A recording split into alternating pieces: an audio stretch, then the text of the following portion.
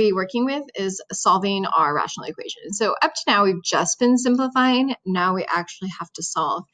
So we will be working with our rational equations the same way we would whether it was variables in the denominator or numerator, or variables, constants. Let's try that again. How about constants in the denominator or integers versus variable terms?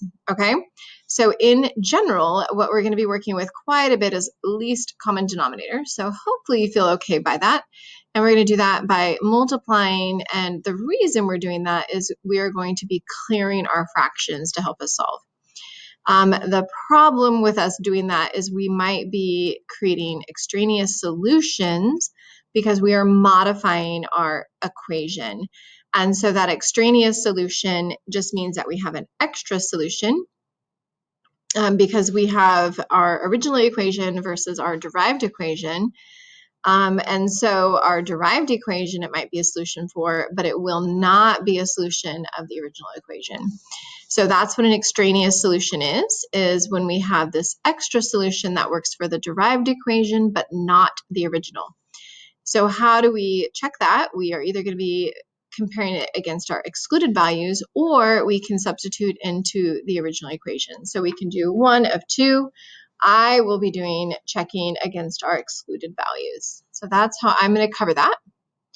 So let's go ahead and take a look at our first problem. So the very first thing we want to do is find our common denominator. Lowest, of course, is always best, but we want to make sure that we are fully factored before we find our common denominator. Okay, so we always want to be fully factored before we find our common denominator. So over here, nothing to factor, so I would just have x over x minus 2. And then I'm going to go ahead and this subtract 2, I'm going to go ahead and add it to my numerator so I don't forget to distribute it. And then x minus 4 does not factor either. So let's go ahead and group those since it doesn't factor. And then again, we are looking to factor our denominator. So let me clarify that because the numerator here factors, but I want to go ahead and leave it not factored. Okay, so let's factor our denominator. So I have x squared minus 6x plus 8, which would factor to x minus 2 times x minus 4. Okay, so when I go to find my lowest common denominator, so I'm going to do that right here. I'm going to start from the left denominator and work my way to the right. So the left denominator is x minus 2, so that will be part of my common denominator. And then when I go to the next fraction, I have x minus 4, which is not listed up here, so I'm going to go ahead and incorporate that. And then when I go to the last fraction, I already have the x minus 2 up here. I already have the x minus 4, so I don't need to do that any further.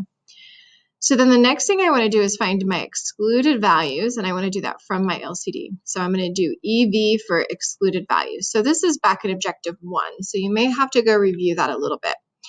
But my excluded values, which I get from the denominator, are what will make each factor equal to 0. So if x were equal to 2 here, then that would make that 0. So 2 minus 2, so that means 2 is an excluded value. And then over here, that would be x is equal to 4 because 4 minus 4 is 0, right? So if x were 4, I would be dividing by 0 on this fraction, no good. If x were 2, I would be dividing by 0, also no good. So those are my excluded values. So that means x cannot equal 2 or 4 in my equation, or I would be dividing by 0. Step 1 is done. So now for step 2, it asks me to multiply each side by the common denominator, and then what should happen is all of my fractions should clear. So I'm going to multiply both the left and the right, so I'm just going to do one big giant grouping, by my common denominator, so that I will clear my fraction. So this is going to end up being over 1, right? So I want to make that a fraction. So I'm going to distribute it to the first fraction way over here. So I'm going to be multiplying x with x minus 2 and also x minus 4, right? And then all over, and then x minus 2 times 1 would just be x minus 2. And now plus, so now I want to multiply it to my second fraction, so over here.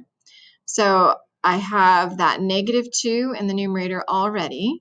And then now I'm going to multiply it by both of those. so my common denominator, x minus 2 and x minus 4, and then over x minus 4 times 1, which is just x minus 4. And now equal, now I'm going to distribute it to this one. So this one I'm going to group that 4x minus 12. And then it gets multiplied to my common denominator. So I'm going to smush it there. And then all over, and then this denominator times 1.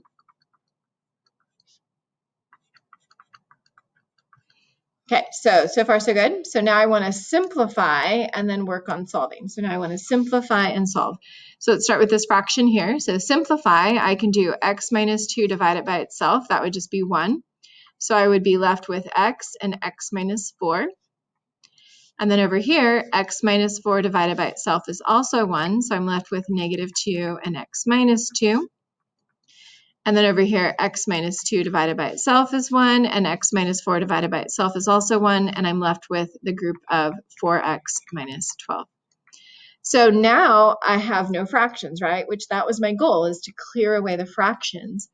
So I want to go ahead and distribute. So I have this like listed out as a nice polynomial. So I'm going to multiply x by x to the negative 4, and keep going. So negative 2 times x, negative 2 times negative 2, and then there's just an implied 1 here to distribute, so that would just be 4x minus 12.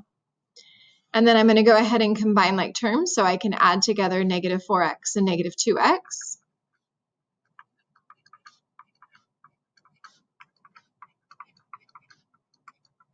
And so now what I want to do is I want to make this equal to 0 because I have multiple x's. So that means I'm going to have to like add and subtract different numbers over. So I'm going to go ahead and subtract the 4x and add the 12. And I'm adding it to the terms that it can combine to, right? So this will just be 0 on my left side. So I will have x squared and then negative 6x and negative 4x, and then 12 and 4. Okay, so now I want to go ahead and factor. And so again, if you're struggling with the factoring, you should go back and look at one of the older videos. So x squared will be x and x, and then my factors of 16 are either 1 and 16, 4 and 4, 2 and 8. So I know 2 and 8 will work because I'm trying to get that negative 10x, right? And so I'm going to steal some space over here because I'm running out of room. So once I get to here, I'm going to set each factor equal to 0. So that would be x minus 2 is equal to 0, or x minus 8 has to equal 0. And then add 2 and add 8. So right now, I think, oh, my answers are 2 and 8. But then what does step 4 tell us? It says we have to check our solutions. Are any of them extraneous? Are any of them excluded values? So right now, I think my answers are 2 and 8. But if I look up here, my excluded values are 2 and 4.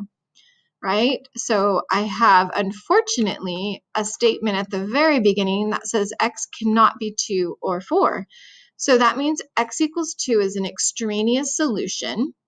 And so then my only answer is x is equal to 8. And so for that, I'm going to use a solution set. So I'm going to make a curly bracket, and I'm going to say 8 is my only answer. I don't want to scribble like 2 out or erase it. I want to leave it as part of my answer in terms of it's an answer for my derived equation, but not my original. Okay? So that's one way to write it, and I'll do a different form as well, but that's one way to do that. So 8 would be my only solution for the original equation.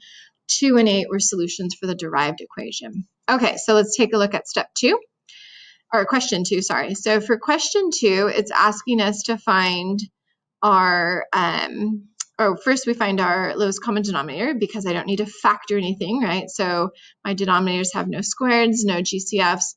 So I'm going to go straight into my lowest common denominator. So I'm going to group my x minus 1 so they look like they're, the factor group together. So my first fraction's denominator is x minus 1.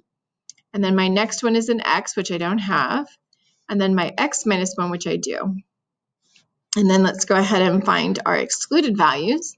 So what would make that first factor 0 would be 1, and then that would just be 0. So that means x cannot equal 1 or 0, right? Because if I put a 1 into here, I would be dividing by 0. If I put a 0 in for there, I would be divided by 0. All right, so then once I do that, I'm going to multiply by my lowest common denominator, and I'm going to do it on the left side this time just because I don't have any space over here. So this is going to be multiplied by x minus 1 times x, and then all over 1. Okay, so it doesn't matter what side I write it on, right? And so I'm going to distribute that to my first fraction, so multiply my numerators together. So I have x, and then I'm going to multiply it by x minus 1 and also x. And then my denominator is x minus 1 times 1. And then plus, I'm going to put that negative 2 up there again. So let me fix that. And then multiply it by my lowest common denominator. So x minus 1 and x. And then all over 1 and x multiplied together. And then for the equal side, so again, distribute that all the way over. So 1 times my lowest common denominator, so 1 times x minus 1 times x, and then x minus 1 times 1. And then once I do that, I go and reduce out my common factors. So x minus 1 divided by itself is 1. X divided by x is 1. X minus 1 divided by x minus 1 is also 1. And then what do I have left? X times x, which is x squared. And then here I'm going to go ahead and distribute, save myself a line. So negative 2 times x, and then negative 2 times negative 1. And then here I just have 1 times x, which is 1x. Yeah, so far so good. So then now once I get to this step, I want to equal it to 0. So I'm going to subtract 1x over and make sure I write it with the term I can combine with. So I would have x squared, and then negative 2x and negative 1x is negative 3x, and then plus 2, and then equals 0. And then let's go ahead and factor. So I have, let's see here, x and x for my x squared. So my factors of 2 are only 1 and 2, so it must be that. And a negative on both to get that negative 3x and a positive 2. And then set each factor equal to 0. So I will add 1.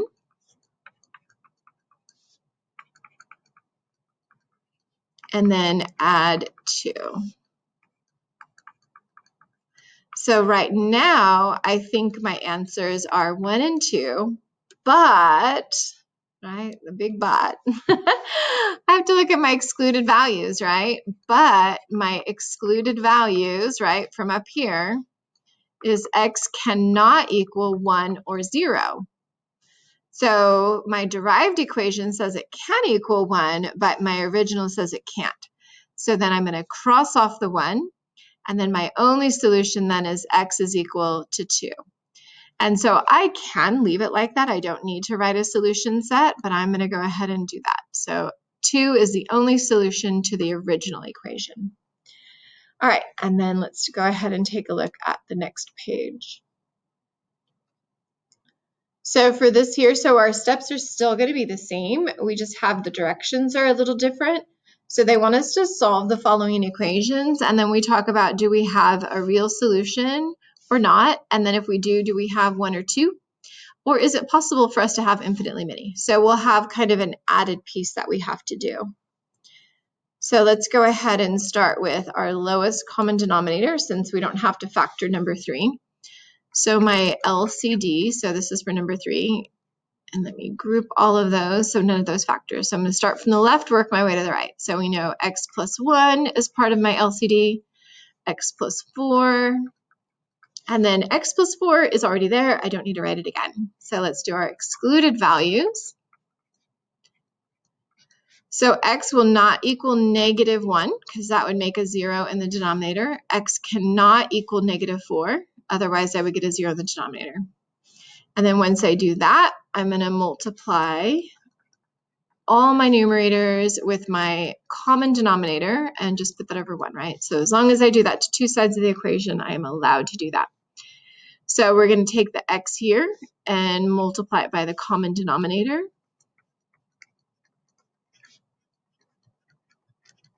And then x plus 1 times 1 is just x plus 1. And then now multiply the 3. Let me get my little arrows in there. So now multiply the 3 by the common denominator as well. This part's a little tedious, right? Because we're writing it over and over again. And then x plus 4 times 1. And then finally, this last side right here, so multiply that group of x plus 3 here with the common denominator. And then x plus 4 times 1. Right, so that first step is always just super tedious because you have to write it like a million times. And some of you might get like really good and reduce as you go, so you don't have to do that, which fabulous. Like if you can manage that, that's amazing. So now x plus 1 divided by itself is just 1, and it leaves me with x and x plus 4. And then here, x plus 4 divided by itself leaves me with 3 and x plus 1. And you know, I should have distributed as I went. So I'll just do that on the next line. And then here, x plus 4 divided by itself, and then I have x plus 3 times x plus 1. So now let's go ahead and distribute before we equal it to 0. So x times x and x times 4. And then 3 times x and 3 times 1. And then over here, multiply the x to both terms over here this time. So x times x and x times 1. And now multiply the 3 to both terms, so 3 times x, and then 3 times 1. And then I'm going to go ahead and combine like terms before I equal it to 0, so let's add those two together.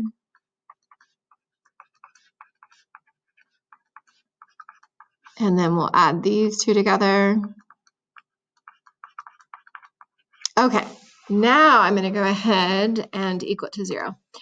So let's go ahead and subtract the x squared, and then again, make sure you're lining it up with the terms that will combine, and subtract 4x, and then also subtract the 3.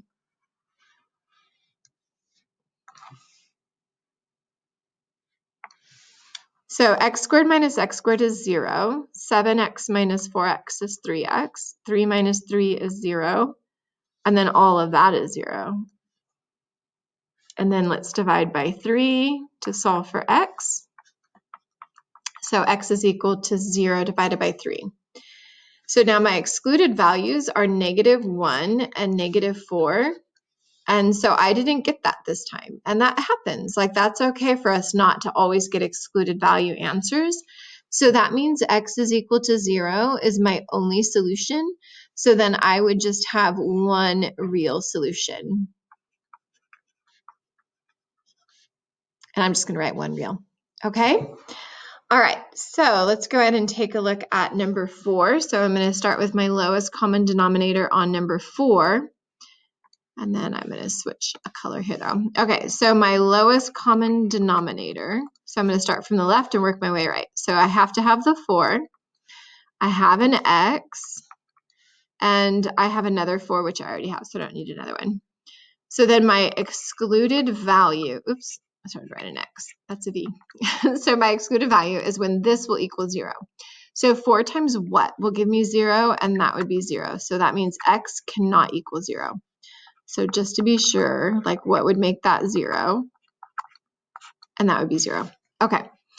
So I'm going to multiply by my LCD. So we're going to multiply everything by 4x over 1, right? 4x over 1. And so let's go ahead and do that. So we have multiplied those together. So 5x times 4x. So that would be 20x squared. So I'm going to go ahead and actually multiply those together, right? Divided by 4 times 1. And then I'm going to make that plus a negative, so I never mess that up. And so now 4x times -3 is -12x, and then x times 1 is x. 4x times 1 is 4x, and then 4 times 1 is 4. And then let's go ahead and reduce. So 20 divided by 4 is 5, and then the x squared stays. X divided by x is 1, so I'm left with plus a -12. 4 divided by 4 is 1, so 1x. And then now I want to equal this to 0. So I'm going to subtract 1x. and has nothing to combine with, so let's just get it in the right order. So that means your squared term, then your linear term, and then your constant. So I would try to factor this, but I know from experience that it won't factor. So that means I have to do quadratic formula. So let's go ahead and list out my a, b, and c terms. So a is a coefficient of x squared, so that would be positive 5. B is the coefficient of the x term, so that would be negative 1, don't forget your negative. And then c is my constant, which is negative 12. Okay, so now here comes quadratic formula. So x equals negative b, so the opposite of b, so that'd be positive 1, plus or minus the square root of b squared, so I have to square negative 1, so negative 1 times negative 1 is positive 1, minus 4 times the value for a times the value for c, all divided by 2 times a. Okay, so let's see what we got here. So 1 plus or minus square root, so that's just 1 still. And then let's see, 4 times 5 is 20, times 12 is 240, and then I have a double negative, so that would be plus 240. I hope I'm right. If not, oopsie daisy. And then 2 times 5, totally got this one, is just 10.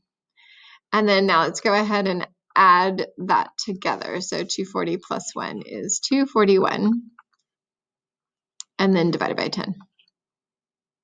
And this is definitely not any of my excluded values. And so then I actually have 2 real solutions here, right? How do I know I have 2? Because of that plus or minus. So I have 2 real solutions. Okay, looks like the word red, but it's real. All right, so far so good. Not too shabby, right? Not too shabby. Okay, so we're gonna do a couple more of these. So I'm gonna pick and choose. So let's do number 6, because that one requires us to factor. So we're going to skip 5, boo, 5. Okay, so we're going to go to 6 because I can factor, so I can practice that skill. So I can factor the third, like this third fraction here, so I'm going to go ahead and do that. So 2 over x will stay 2 over x. And then x plus 2 over x plus 1, let's group that. And then negative 2. So over here, I could do a GCF of x, so I can factor in x out of both of those. So when I take x squared divided by x, that would give me x, and then x divided by x is 1.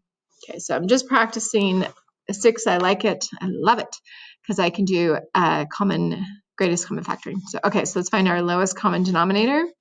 I'll just do that over here. I'll steal all the space. So left to right. So I have an x. I have a group of x plus 1. Already have the x, already have the group. So there's my LCD. And then my excluded values, so x cannot equal 0 or negative 1.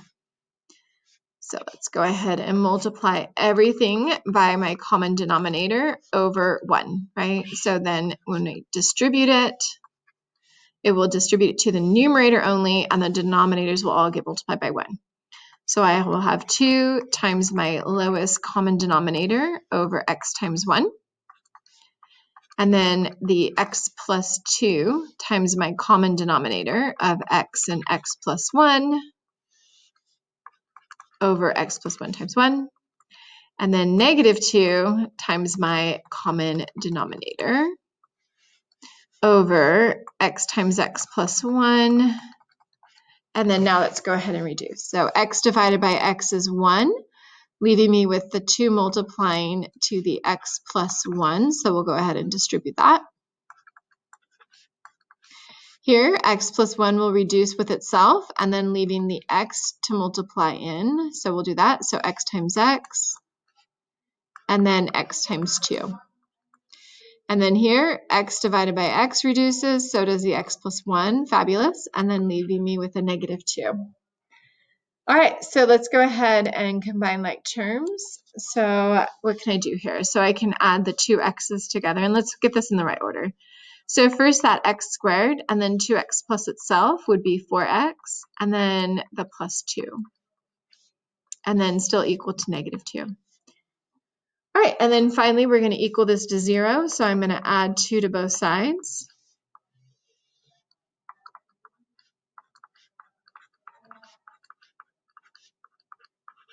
And then let's factor. So x squared will definitely be x and x. And then my factors are either 1 and 4 or 2 and 2. And I'm going to use, oops, not an eraser. Hold on, let me unerase that. Okay, so I'm going to use 2 and 2. So when I go to solve this, I would get x plus 2 is equal to 0 for both of them, right? And so I don't need to write -2 down twice, right? I would just leave it as x equals -2. Sometimes we would say it has a double root or a multiplicity of 2, but it's sufficient just to say x is equal to -2. And then if I looked at my excluded values, there's 0 and -1, neither of which shows up here. So then that means that answer is all good, and I just have one real solution. Okay, oops. All right, let's go ahead and take a look at 7 and 8. So 7 and 8. So for this one here, so I can't factor x squared minus 6. Like if it was x squared minus 9, I could, because that's 3 times -3, but this one won't factor. So that means I'm going to go ahead and group it. So let's find our lowest common denominator. So start with the left. So x squared minus 6, and then my other one, which is times x. And so then I'm going to multiply by my LCD over 1 and distribute that into the numerator. So that would be x and then my common denominator. And again, if you're reducing as you go, feel free to. If you're tired of writing it over and over again, that's okay. Reduce as you go. And then 1 times my common denominator over x times 1. And then reduce our common factors, so equals 1. And so x times x is x squared equals 1. And then distribute in the 1. And then equal it to 0. Is anybody seeing the same problem I'm seeing?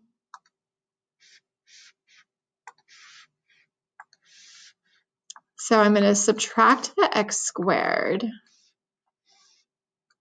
which that gives me 0. That gives me 0.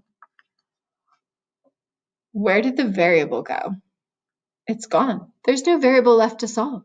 There is not an x to solve for. So this is where we say, okay, well, does 0 equal -6? Is that a thing? Can that happen? And it doesn't, right? So this is a false answer, And there is no variable to solve for. So let's go back to the directions again. So way back when, there was this possibility here. Do you remember that? No real solution or infinitely many. Well, this would be no real solution because 0 does not equal -6. There's no x to substitute in. So this would have no real solution. All right, let's do the last one, number 8. Okay, so for number 8, so we can factor. So let's go ahead and do that. Let me get a black pen here. So I can factor that denominator. So let's go ahead and do that. And group that, because that doesn't factor. So let's see, what can I pull out of here? I can pull a 3 out of both. So that will give me 3x plus 1. So far, so good. And then I'm going to stop because look at this. What is 6 divided by 3? 6 divided by 3 right here. I can reduce that. So let's go ahead and do that. So I'm not quite ready to do my LCD.